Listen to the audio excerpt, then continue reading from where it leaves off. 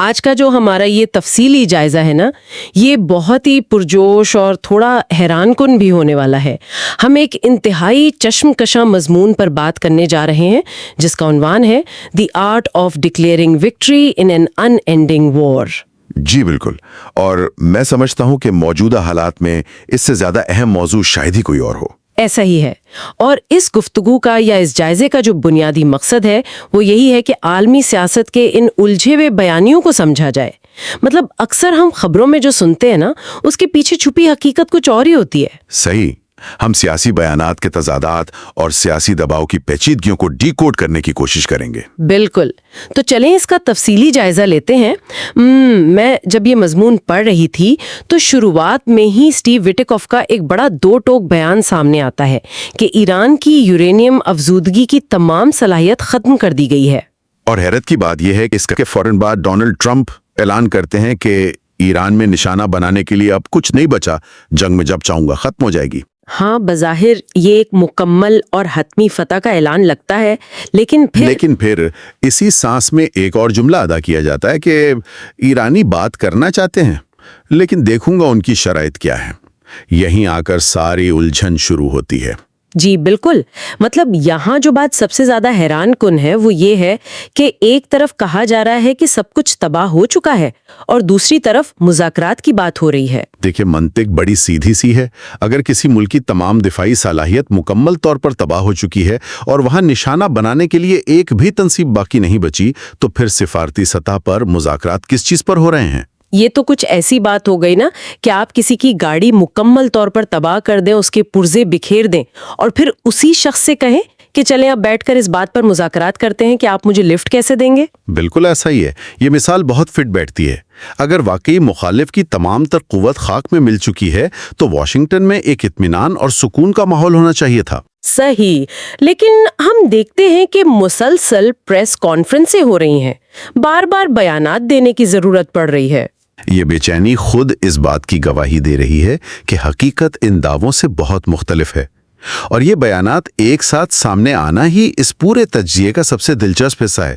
تو یہاں آ کر معاملہ واقعی بہت دلچسپ ہو جاتا ہے، کیونکہ یہیں سے مضمون کا وہ پہلو سامنے آتا ہے جو جنگی بیانیوں کی نفسیات کو کھول کر رکھ دیتا ہے۔ جی، عام طور پر سمجھا جاتا ہے کہ جنگیں صرف ہتھیاروں سے لڑی جاتی ہیں، لیکن آج کے دور میں انفارمیشن وارفیئر یا بیانیے کی جنگ ہی اصل محاذ ہے۔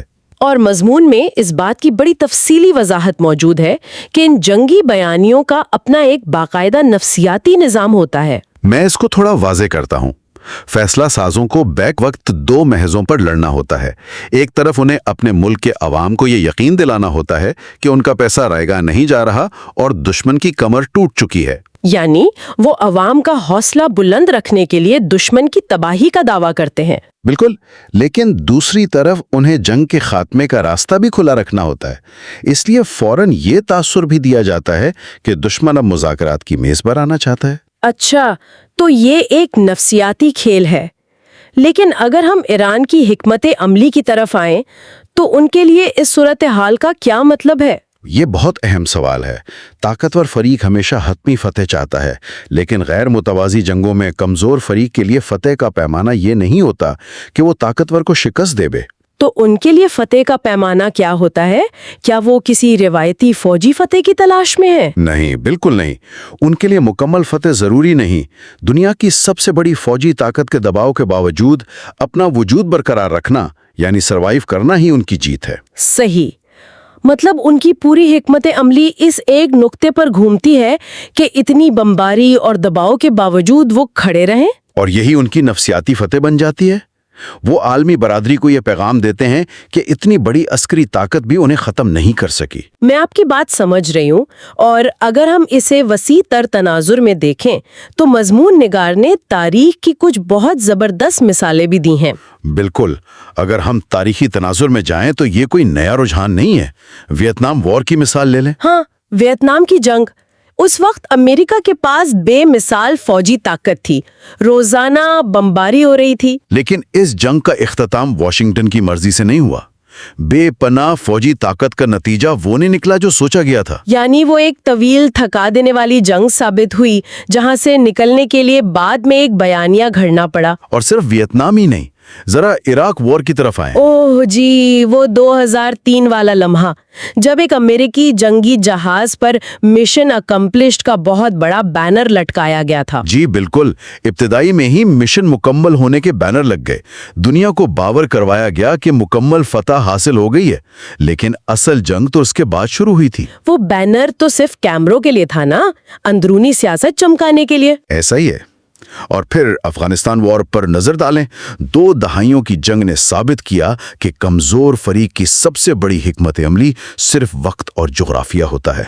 सही, मतलब वो गैर रवायती जंग के जरिए सरवाइव करते हैं और ताकतवर दुश्मन को तवील जंग में इतना थका देते हैं कि वो खुद ही वापसी का रास्ता ढूंढने लगे। बिल्कुल। और ईरान के मौजूदा तर्ज अमल को भी हमें इसी तारीखी पस मंजर में देखना चाहिए।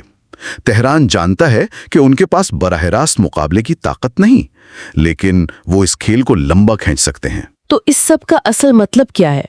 अगर हम आज के हालात और ख़ास तौर पर अमरीकी दाखिली सियासत और इंतखाबी दबाव की बात करें, हालात वाकई बहुत संगीन हैं। मजमून में जो अमरीकी सियासत के आदाद शुमार पेश किए गए हैं वो बताते हैं कि ट्रंप इंतजामिया इस वक्त शदीद दबाव का शिकार है। हाँ, क्योंकि उनका एक बहुत बड़ा इंतखाबी वादा तो यही था कि वो नई जंगें शुरू नहीं करेंगे। और अब सूरत हाल ये है कि खलीजी इत्तहादी मुश्किल में पड़ गए हैं और आलमी मईशत पर दबाव बढ़ता जा रहा है। मैं ये आदादो शुमार देख रही हूँ। अमरीकी वस्त मुद्दती इंतखाबात या मिड टर्म इलेक्शंस सिर्फ 8 माह की दूरी पर हैं। ये सबसे अहम नुक्ता है। कोई भी हुकूमत इलेक्शन से 8 माह पहले ऐसा कदम नहीं उठाती जिससे वोटर नाराज हों। हालिया अमरीकी सर्वे के मुताबिक इस जंग की हिमायत सिर्फ 12% रह गई है। सिर्फ 12%? यानी 88% अवाम इस जंग के हक में नहीं है।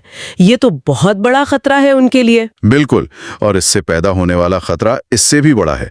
अगर ट्रंप ये इंतखाबात हारते हैं तो कांग्रेस में ऑपोजिशन अददी बर्तरी हासिल कर लेगी। और कांग्रेस में ऑपोजिशन की बढ़तरी का मतलब है कि सदर के लिए कानून साजी करना मुश्किल हो जाएगा, बल्कि इससे उन्हें मुआखजा या इम्पीचमेंट का सामना भी करना पड़ सकता है। जी हाँ, इम्पीचमेंट का खतरा हर वक्त सर पर मंडलाता रहेगा। तो इन हालात में अमेरिका के लिए सबसे आसान रास्ता क्या बचता है? मेरा ख्याल है सबसे आसान रास्ता यही है कि फतह का ऐलान किया जाए और खामोशी से मैदान से निकल जाया जाए। बिल्कुल, 100%। ये दरअसल एक पॉलिटिकल एग्जिट स्ट्रैटेजी है जिसका मकसद ज़मीनी हक़ाइक़ को बदलना नहीं बल्कि खबरों की सुर्खियां अपने हक में करना होता है। ये तो वाकई बहुत गहरी बात है। तो अगर हम इस सारी गुफ्तगू का हतमी तज्जिया करें तो क्या अहम बातें सामने आती हैं? सबसे बड़ी बात तो ये सामने आती है कि जंगें प्रेस कॉन्फ्रेंसों से ख़त्म नहीं होती और ना ही ये किसी की ख्वाहिश पर बंद होती हैं। तो फिर ये कब खत्म होती हैं? ये उस वक्त खत्म होती हैं जब जीत किसी की ना हो रही हो या कोई एक फरीक बाकायदा हार मान ले। चूंकि यहाँ कोई हार नहीं मान रहा तो अमेरिका का वॉशिंगटन वापसी की राह ढूंढना ही दरअसल तेहरान की नफसियाती फतह है। सही। और सुनने वालों के लिए इस सब की क्या अहमियत है? आम इंसान के लिए ये जानना क्यों जरूरी है? ये इसलिए अहम है कि इससे हमें आलमी सियासत और खबरों के पीछे छुपे असल मकासद को समझने की सलाहियत मिलती है। बिल्कुल, ये हमें सिखाता है कि हर ऐलान फतह हकीकत नहीं होता, बल्कि अक्सर औकात ये सिर्फ एक सियासी मजबूरी होती है। और हमें बयानात के शोर से हटकर मुकामी सियासत और दबाव को भी देखना चाहिए।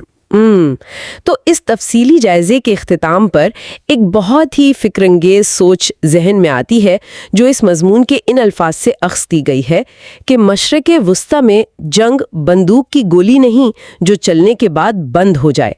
यहाँ हर जंग अगली जंग के लिए एक नई कहानी छोड़ जाती है। ये वाकई बहुत गहरे अल्फाज हैं। जी, तो हमारे लिए सोचने की बात यह है कि अगर हर जंग अगली जंग के लिए एक नई कहानी छोड़ती है तो बगैर किसी हतमी नतीजे के महज एक एलानिया फतह के साथ मैदान छोड़ना मुस्तकबिल की किस नई और ज्यादा पेचीदा जंग की बुनियाद रख रहा है? एक बहुत ही चुभता हुआ सवाल है। क्या ये नामुकम्मल अमन दरअसल अगले बड़े तसादुम का पहला बाब है?